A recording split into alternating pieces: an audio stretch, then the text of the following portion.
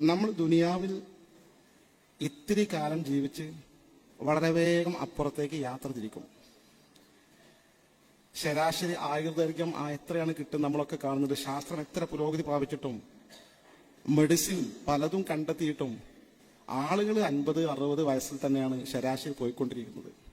അള്ളാഹു നമുക്കൊക്കെ ദീർഘായുസും ആഫിയത്തും ആരോഗ്യവും നൽകി അനുഗ്രഹിക്കുമാറാകട്ടെ. മരിച്ചാൽ പോയാൽ നമുക്ക് സ്വർഗം കിട്ടണം. അതാണ് ശാശ്വതമായ ജീവിതം. അവിടെ രക്ഷപ്പെട്ടാൽ രക്ഷപ്പെട്ടു.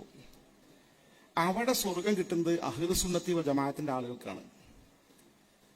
അവിടെ നരകം കിട്ടുന്നത് ബിദ്അത്തിന്റെ ആളുകൾക്കാണ്. ഇത് ഗൗരവതരമായ ഒരു യാഥാർത്ഥ്യമാണ്. വിശുദ്ധ ഖുർആൻ തന്നെ പറയുന്നു, യൗമ തബയല്ലു വുജൂഹും വതസ്വദ്ദു വുജൂഹ്. ചില മുഖങ്ങൾ പ്രസന്നമാകുന്ന തിളക്കമാർന്ന നിലയിൽ പ്രത്യക്ഷപ്പെടുന്ന ദിവസം, മറ്റു ചില മുഖങ്ങൾ ബീഭത്സമായ നിലയിൽ കറുത്തിരുണ്ട് പോകുന്ന ദിവസം. ആ ദിവസം വരാനിരിക്കുന്നുണ്ട്. ഏതാണ് ആ മുഖങ്ങൾ? പ്രസന്നമാകുന്ന മുഖങ്ങൾ ഏത് എന്ന് തഫ്സീർ ഇബ്നു കസീർ രേഖപ്പെടുത്തുന്നു. തബിയല്ലു വുജൂഹു അഹ്ലി സുന്ന വൽ ജമാഅ. സുന്നത്ത് ജമാഅത്തിന്റെ ആളുടെ മുഖമാണ് ആ പ്രസന്നമാവുക. അൽഹംദുലില്ലാഹ്, ഞങ്ങൾ അഖീദ, ഞങ്ങൾ വിശ്വാസം ശരിയായിരുന്നു, അൽഹംദുലില്ലാഹ് രക്ഷപ്പെട്ടു, ഞങ്ങൾ സ്വർഗവാസികളായി തെരഞ്ഞെടുക്കപ്പെട്ടിരിക്കുകയാണെന്ന്.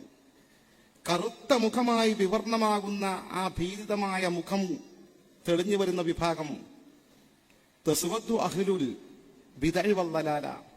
വഴിതെറ്റിയ മതത്തിൽ നവീകരണ ചിന്തകൾ കൊണ്ടു നടക്കുന്ന ആളുകളുടെ മുഖങ്ങളാണ് ആ കറുത്തിരുണ്ട് പോവുക. ഞങ്ങൾ ഖുർആനും സുന്നത്തും ഇതാണ് ശരിയെന്ന് പറഞ്ഞുകൊണ്ട് പ്രചരിപ്പിച്ചത് തെറ്റായിരുന്നല്ലോ എന്ന് ഓർക്കുമ്പോൾ, നരകത്തിലേക്കുള്ള കവാടം തുറക്കപ്പെട്ടിരിക്കുകയാണെന്ന് ഓർക്കുമ്പോഴാണ് മുഖം കറുത്തിരുണ്ട് പോവുക. ആത്യന്തികമായ ഒരു മുസ്ലിമിന്റെ ലക്ഷ്യം ഈ സ്വർഗം കിട്ടണമെന്നാണ്. സ്വർഗം കിട്ടണമെങ്കിൽ ഒരേ ഒരു മാർഗമേ ഉള്ളൂ, സിറാത്ത് മുസ്തഖീം, അല്ലാഹുവിന്റെ നേരായ മാർഗത്തിൽ ഉറച്ചു നിൽക്കുക. ആ നേരായ മാർഗത്തിൽ നമ്മൾ വഴിതെറ്റിച്ച് ബിദ്അ പ്രസ്ഥാനങ്ങളിലേക്ക് നയിക്കുന്നതിനെതിരെ അതീവ ജാഗ്രത പാലിക്കുക, ജാഗരൂകരാവുക. ബഹുമാനപ്പെട്ട സമസ്ത കേരള ജംഇയ്യത്തുൽ ഉലമ 100 വർഷം മുമ്പ് രൂപീകരിക്കപ്പെട്ടത് ഇതിനു വേണ്ടി മാത്രമാണ്.